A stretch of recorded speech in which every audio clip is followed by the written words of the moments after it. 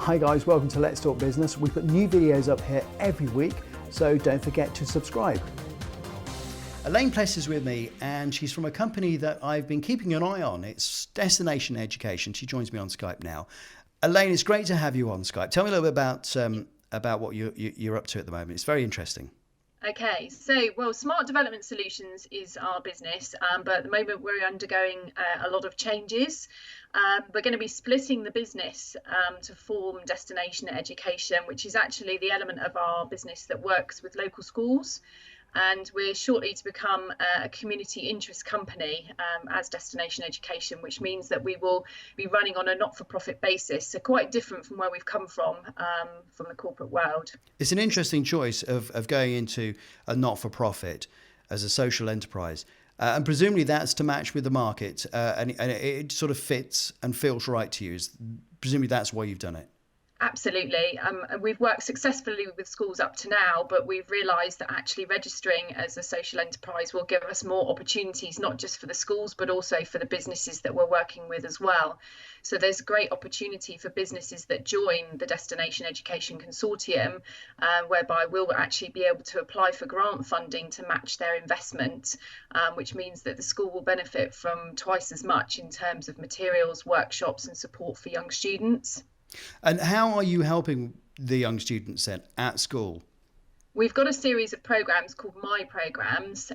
We work with the schools to identify what their need is, but these are all real essential soft skills workshops that help the students to transition really from being at school into the world of work.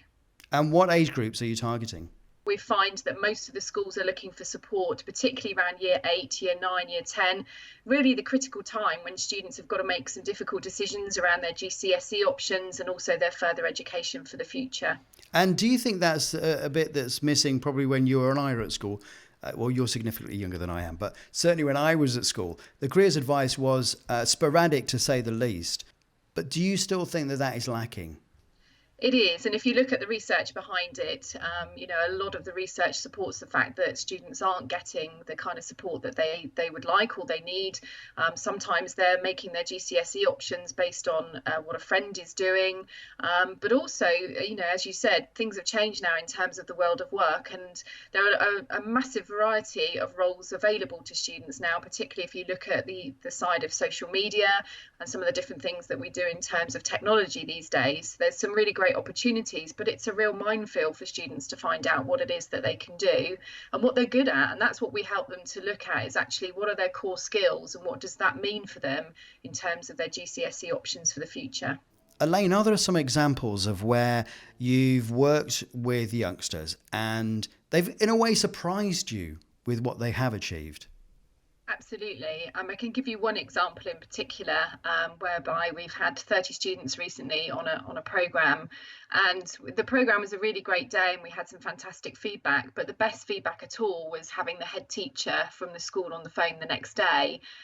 He'd actually had a telephone call from a parent from one of the students that had attended, and she was just absolutely glowing and said that she was so proud that her son had been encouraged to undertake the programme and that he'd come back so different. Apparently he was so fired up about his future, what he could go on to achieve in terms of career, that she just felt compelled to ring the school and thank them for involving him in the programme. And for me, that was just amazing feedback to have.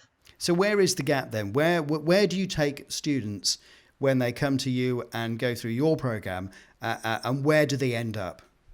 They end up looking a lot at themselves in terms of personal discovery. They start to understand what their core values are, what they're really good at. But for a lot of our students as well, sometimes it's a confidence thing. So they may have great academic skill, but actually they don't necessarily believe in themselves that they can actually go out there and achieve what they want to achieve. And so for us, it's really about trying to inspire them that actually with some good values, some hard work, and a plan, really, a dream and a vision for the future, that they can actually go out there and achieve their dream job. Now, you mentioned that you were looking for local businesses to yourself, which is in the Dorset area. Yes. And I imagine that there are other companies such as yours servicing other areas of the country. What specifically, though, are you looking for?